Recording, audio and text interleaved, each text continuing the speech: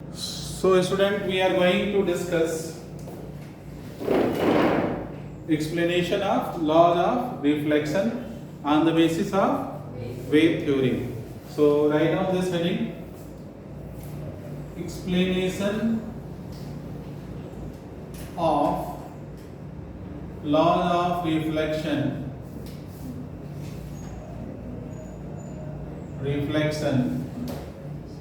on the basis of wave theory. Wave theory means Huygens principle. So this is the first heading of today's class. पिछली class में हमने आप लोगों को बताया था कि फेज क्या होता है, बोलिए। वेव फ्रंट बताया था। पॉइंट सोर्स के लिए वेव फ्रंट कैसा होगा ये बताया था, स्फेरिकल। लाइन सोर्स के लिए cylindrical, and if source is far away approximately plane. और ये भी बताया था कि डायरेक्शनल प्रोपगेशन ऑफ वेव और you can say ray is always perpendicular to wave front. बोलिए। हाइगन्स प्रिंसिपल बताया था, each particle on the wavefront act like a source produces secondary wavelets which propagate in the medium in the same manner as the primary waves. बताया था ना। And second point बताया था, explain the envelope drawn on the surface of secondary wavelets give the new position of wavefront. बोलो बच्चों। तो main दो point यही थे। आज उसके भी यहाँ पर लॉज ऑफ रिफ्लेक्शन को एक्सप्लेन करने जा रहे हैं। लॉज ऑफ रिफ्लेक्शन क्या होता है? Incident ray, reflected ray and normal all line the same plane. तो ये चीज प्रूव नहीं करेंगे, सब व्हाइट बोर्ड के प्लेन बनाएंगे तो ऑब्वियसली वो एक प्लेन में होगा। बट सेकेंड लॉ क्या है? Angle of incidence equal to angle of reflection. Angle of incidence को आई से लिखते हो, रिफ्लेक्शन को आर से लिखते हो, दोनों के इक्वल प्रूव करना है, ठीक, on the basis of Huygens principle. ध्यान से देखिए, हेडिंग नोट कर लिया तुमने? मान लीजिए एक्स वाई एक रिफ्लेक्टिंग सरफेस है, यहाँ पर एक बड़ा सा रिफ्लेक्टिंग सरफेस बनाया एक्स वाई। दिख रहा है ना? नहीं दिख रहा है। एक्स वाई एक रिफ्लेक्टिंग सरफेस है, पूरा नहीं दिख रहा है, अब दिख रहा है पूरा। हाँ, एक्स वाई एक रिफ्लेक्टिंग सरफेस है और इस पर एक वेव फ्रंट जस्ट इंसिडेंट हुआ है। ए बी एक इंसिडेंट प्लेन वेव फ्रंट है, and you know light ray always move perpendicular to wave front. बोलो बच्चों, ये लाइट रे आ रही है, एरो बना देना। बोलो बच्चों। तो यहाँ पर हम लिखेंगे एक्स वाई क्या बच्चों? Reflecting surface, reflecting surface. A B क्या है बच्चों? इंसिडेंट प्लेन वेव फ्रंट को शॉर्ट में लिख दें। बोलो बच्चों। लाइट को बी से इस पॉइंट तक आने में कुछ टाइम लगेगा ना। मान लो वो टाइम t है तो ये डिस्टेंस c इंटू टी हो जाएगा ना। c स्पीड ऑफ लाइट है, t टाइम है। इस पॉइंट का नाम रख दिया a डैश। अब सुनो ध्यान से, जितने देर में लाइट b से a डैश पर आ रही है, यहाँ से लाइट रिफ्लेक्ट होकर कहीं ना कहीं पहुंचेगी ना, उतने ही टाइम में कहीं ना कहीं पहुंचेगी।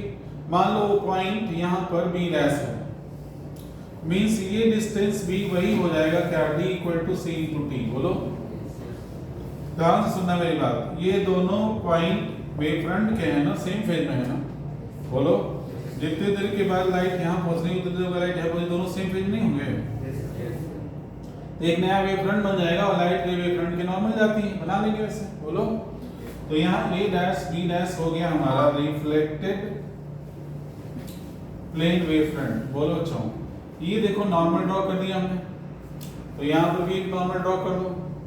तो यहाँ पर A N and A dash N dash क्या है बच्चों? नॉर्मल्स हैं। बोलिए, है ना? ये एंगल आई होगा ना, ये 90 माइनस आई होगा ना, तो फिर बेटा ये आई हो जाएगा ना।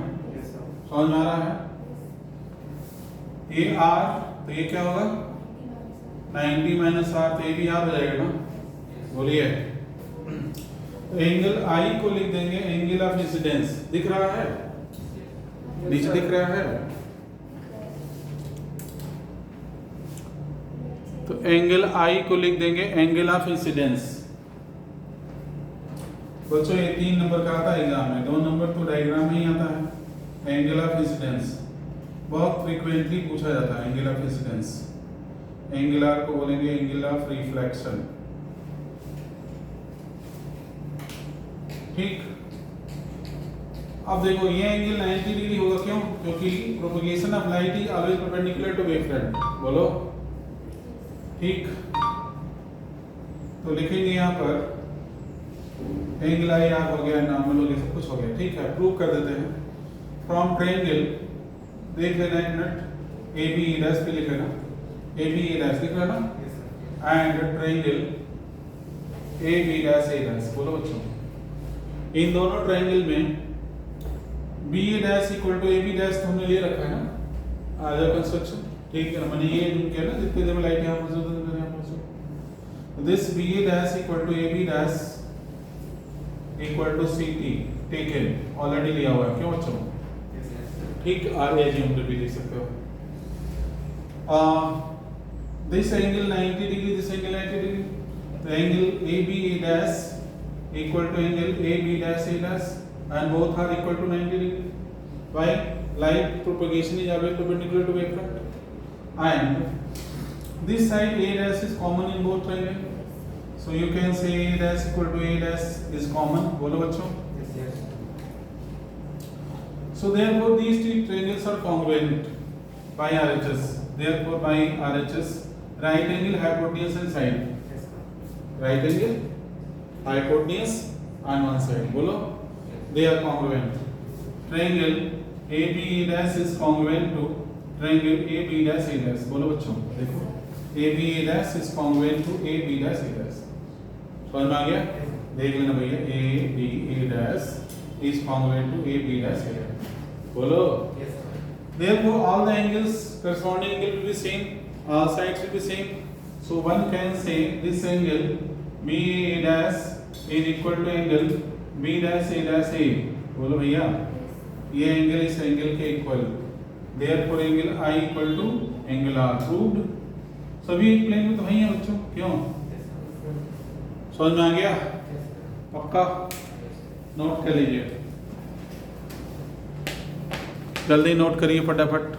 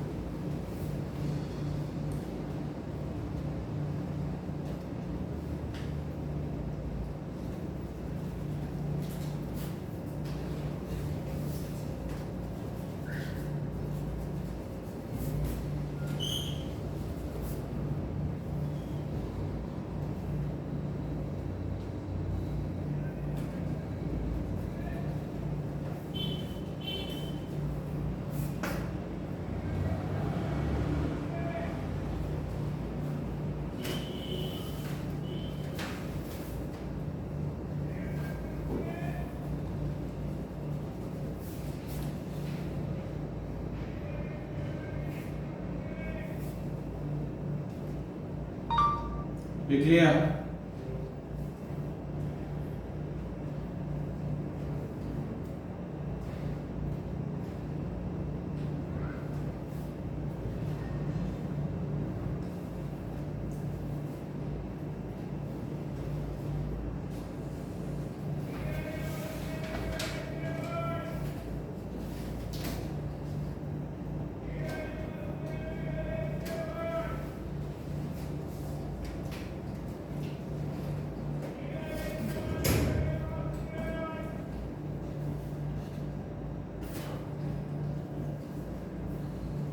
हेलो, नोट कर लिया? नेक्स्ट लिखिए अगला heading, explanation of laws of refraction. Explanation of, write down next heading, explanation of laws of refraction. किसी में थोड़ा चेंज कर देंगे मेरा तो काम हो जाएगा। रिफ्रैक्शन, क्यों बच्चों? on the basis of wave theory. Wave theory means Huygens principle, ये है ना, बोलिए। तो लॉज ऑफ रिफ्रैक्शन क्या कहता है? एक तो कॉमन लॉ है जिसको आप लोग सभी लोग जानते होंगे, incident ray, refracted ray and normal all lie in the same plane, बोलिए। And ratio of sin I to the sin R remain constant for a pair of medium, which is also known as Snell's law, बोलिए बच्चों। ठीक, ये मान लीजिए हमारे पास x Y एक refracting surface है, तो यहां लिख दूं मैं एक्स वाई क्या लिया हमने, रिफ्रैक्टिंग सरफेस।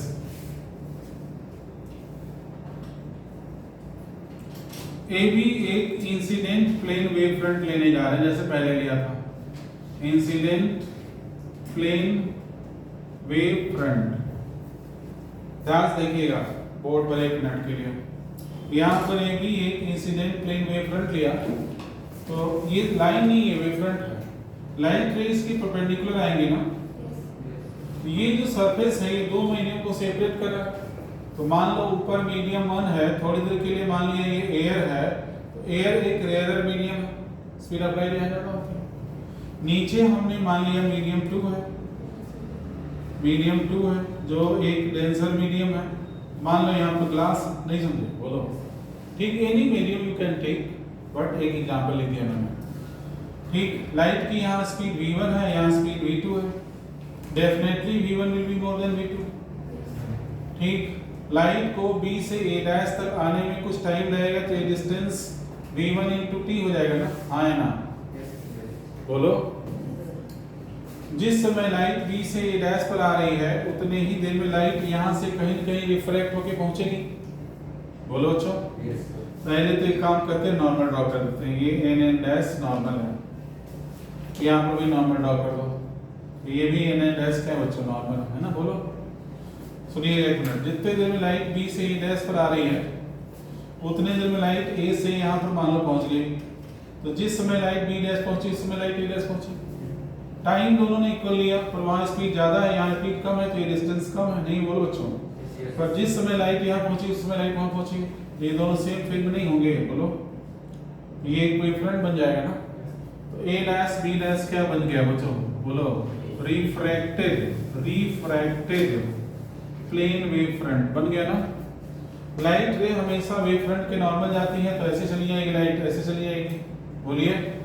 1 मिनट रुकिएगा, ये an, ये b डैश लिखा है, an नहीं n डैश, दोनों जगह n डैश का नॉर्मल है ना बच्चों, बोलो। ये एंगल आई होगा ना, 1 मिनट रुक जाना, आई तो ये 90 माइनस आई होगा, तो बच्चों ये आई हो जाएगा ना। ये r, तो ये 90 माइनस r, तो ये भी r हो जाएगा ना, बोलिए हाँ ना, बोलिए। ठीक, तो angle I angle of incidence है ना, बोलिए। एंगल R क्या है, एंगल ऑफ रिफ्रैक्शन है, नहीं है, बोलो। ठीक, जल्दी पहले को प्रूव कर दो, इसी स्पेस प्रूव कर दूंगा। फर्स्ट लॉ नहीं प्रूव करना है, सेकेंड लॉ प्रूव करना है। ठीक, एक बात का ध्यान रखना है कि ये लाइट रेज पैरेलल होनी चाहिए, जो हमारी है नहीं, तो थोड़ा सा इनको पैरेलल कर लेते हैं। अब लग रही है ना थोड़ी सी पैरेलल,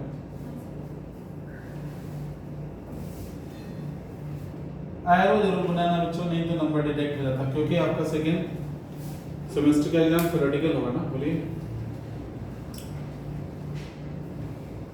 समझ में आ रहा है वैसे?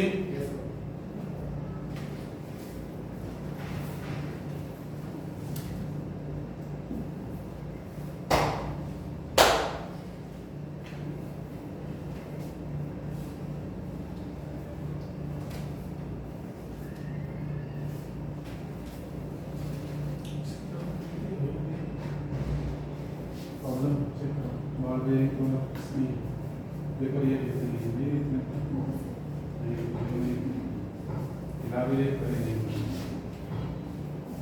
जो बोलो कभी होती है।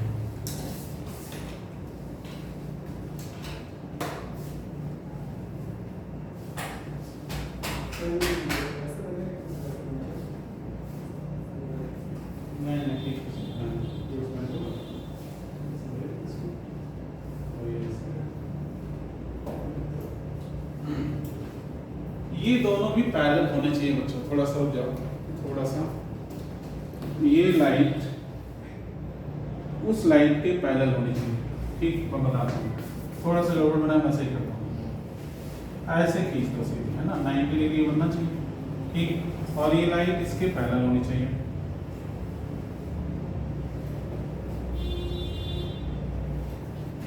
पैरेलल दिख रही है दोनों लाइट।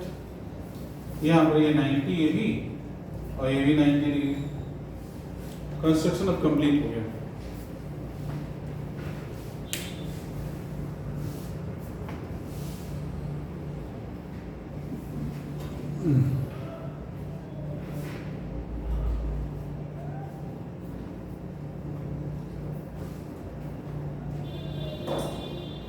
सारांश पांडे,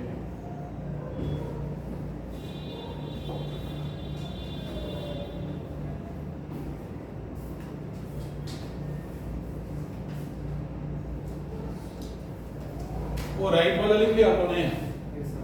या लिख लिया ना सबने? मैं इसको इरेज करने जा रहा हूँ, कर दूं? जल्दी लिखो।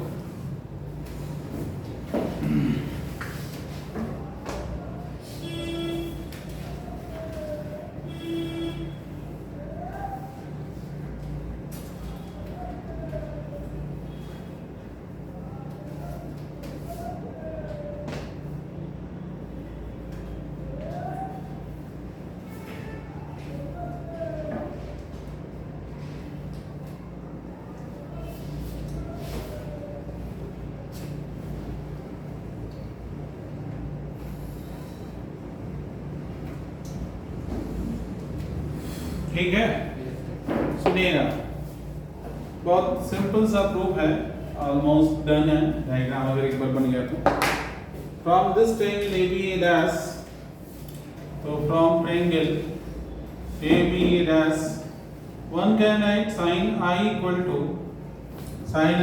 To V1t by A dash, बोलो V1t by A डैश। समझ में आया? From triangle A dash B dash, from triangle A dash B dash, sin R equal to this distance equal V2t। बोलो बच्चों, स्पीड V2 है ना, यहाँ पर टाइम तो सेम लिया था, तो V2t by A dash। तो डायग्राम में ये करेक्शन कर लीजिए, तो जल्दी से लिखिए, नहीं तो हो जाएगा। दिस डिस्टेंस V2t है ना, कर लिया? डिवाइड करो, 1 डिवाइड बाई 2, 1 डिवाइड बाई 2, तो sin I by sin R equal to V1 by V2। क्यों बच्चों? और यही तो होता है रिफ्रैक्टिव इंडेक्स, n से लिखते हैं, या कई लोग म्यू से लिखते हैं, नहीं है? बोलो, पढ़ते क्या है दोनों को? सेम थिंग, रिफ्रैक्टिव इंडेक्स दिख रहा है इसमें जी, refracting index of medium 2 with respect to medium 1।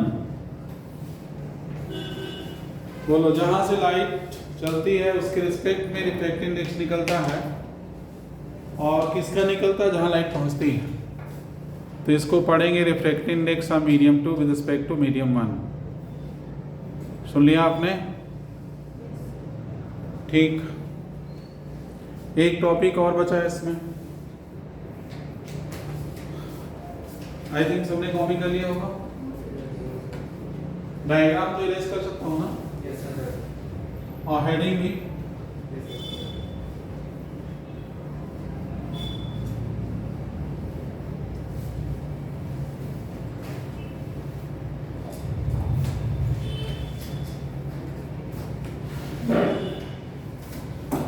Next topic is optical path. Optical path.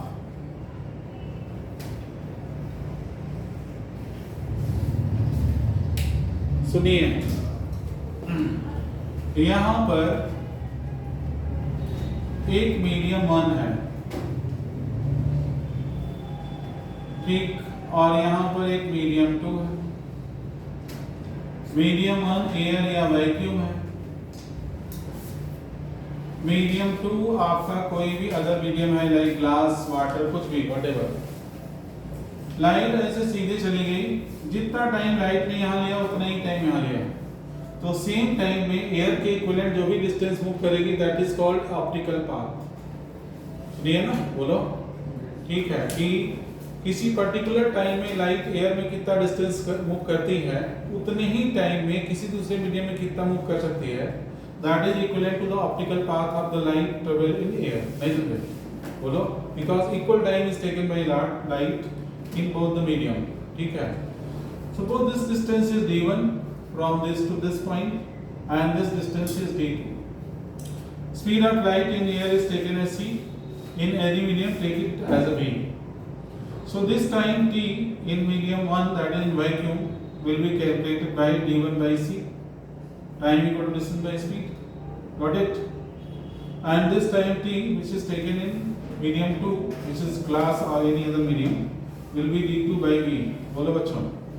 Both time are equal, so d1 by c may be taken as d2 by v. बोलिए।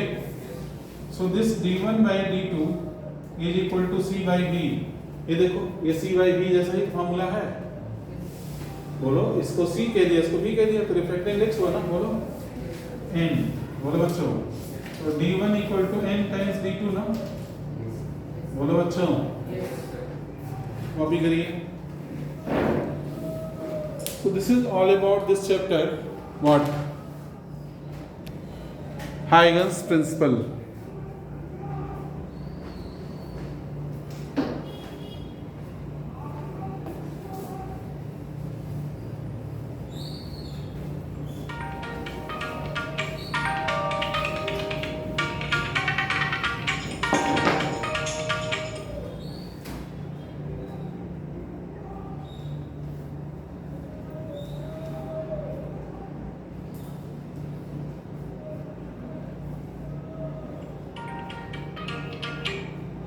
Hello,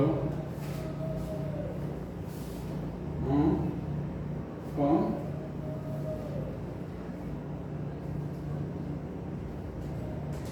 हाँ हाँ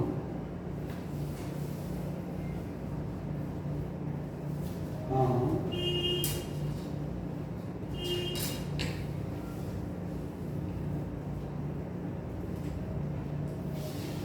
आप शाम को आ जाइए, 5 बजे हम वहाँ मिलेंगे, बल्कि 6 बजे आ जाइए।